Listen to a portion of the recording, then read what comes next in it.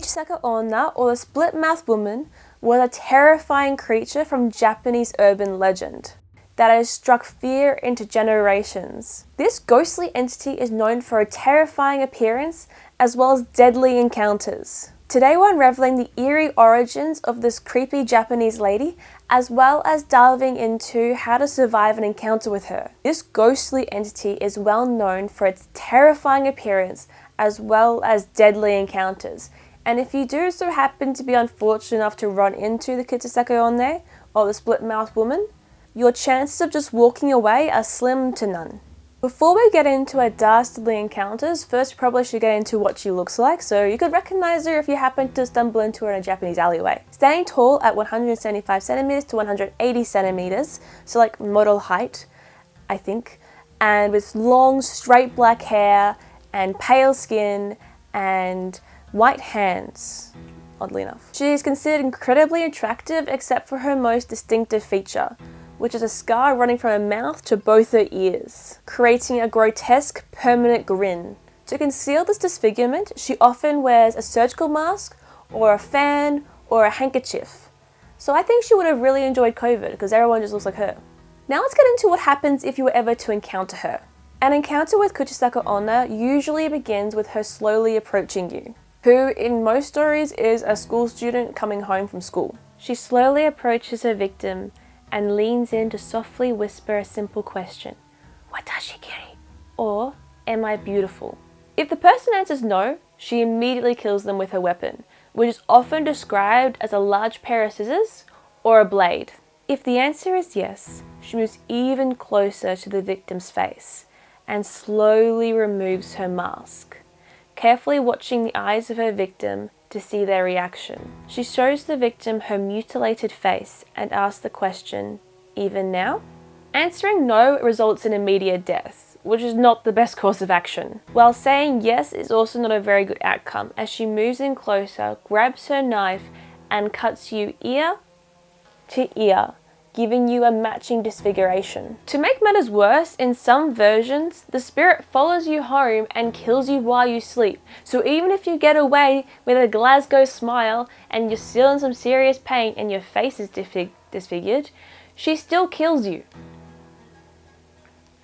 How's that fair? Most accounts say the legend of the Kuchisake-onna originated in Edo period Japan, which was between 1603 to 1868. During this time, various stories of beautiful women with disfigured faces hidden behind masks were emerging.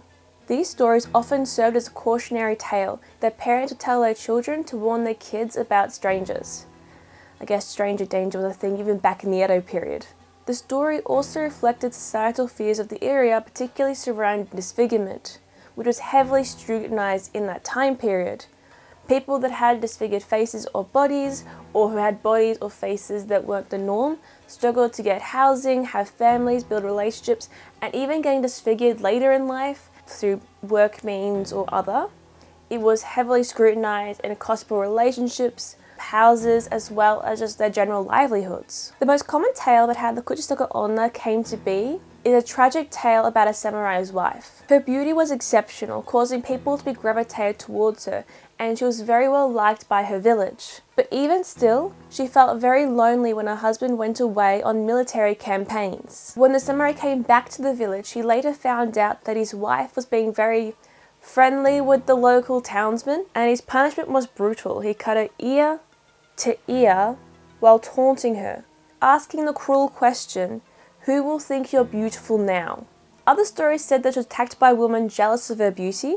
Some also said that she was disfigured during surgery, or that her mouth was just full of razor-sharp teeth from birth. Anywho, the story of the Split-Mouthed Woman was very widely spread during the Edo period of Japan, and plenty of stories came about of beautiful women hiding their faces and holding a blade. Though in that time period, Kuchisake-onna encounters were often blamed on a very cute, transforming little creature called the kitsune that I've done a video on if you'd like to see that. Whatever happened to the poor woman, it is believed that she eventually became a vengeful ghost. Her name breaks down into Kuchi, meaning mouth, Sake, meaning split or tear, and Onna, meaning woman, so split-mouthed woman. The legend changed dramatically in the late 1970s.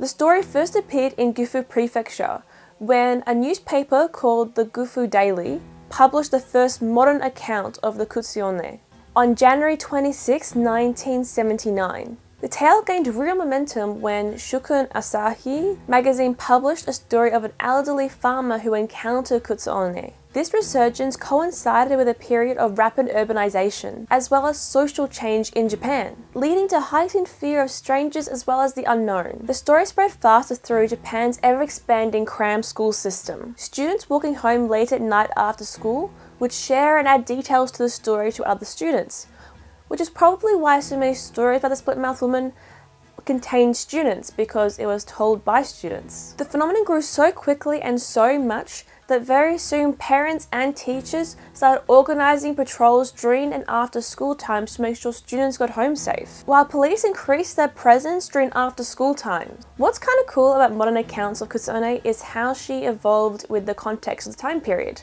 Instead of using a hand fan or a handkerchief to cover her mouth, she used a surgical mask, and instead of carrying a blade or a dagger, she was carrying a large pair of scissors.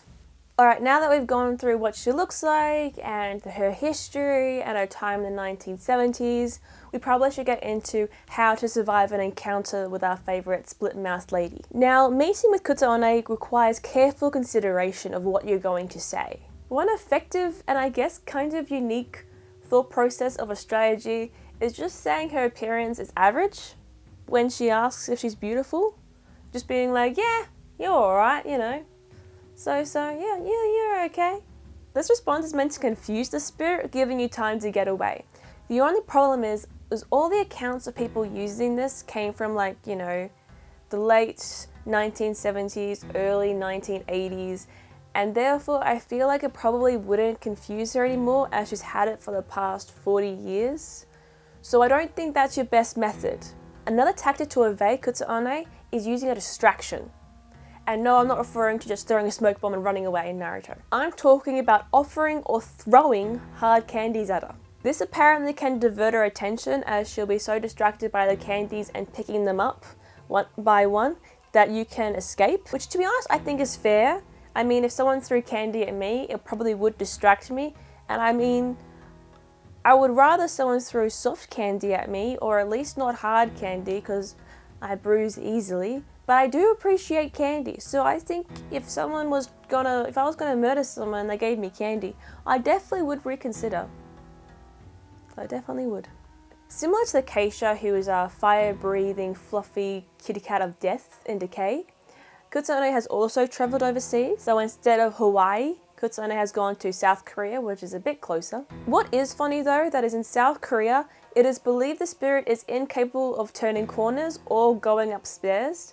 Apparently they could only ever go straight, which I think is hilarious. So you're trying to escape, you know, this monstrous lady who's trying to carve your face up or kill you or something, and you just go 10 paces to the left and she can't get you because she can only go straight, she can't go diagonal. Or you just go up, like, you know, 2 steps of a staircase and she can't get you anymore. The story of the split-mouthed lady is one of the most internationally recognized stories from Japan. It inspired pop culture, media, anime, manga, movies, as well as a few other cool stories that followed. I think it's really cool how the story evolved from an Edo period tale all the way to the 1970s, and it evolved with it. I think that's really cool. It shows how traditional stories can evolve with current societal fears. Thank you so much for watching. I really hope you enjoyed today's video. Please like, comment and subscribe and all that, because I greatly appreciate it as it helps the channel. I hope you enjoy the rest of your day, and thank you so much for watching. Goodbye!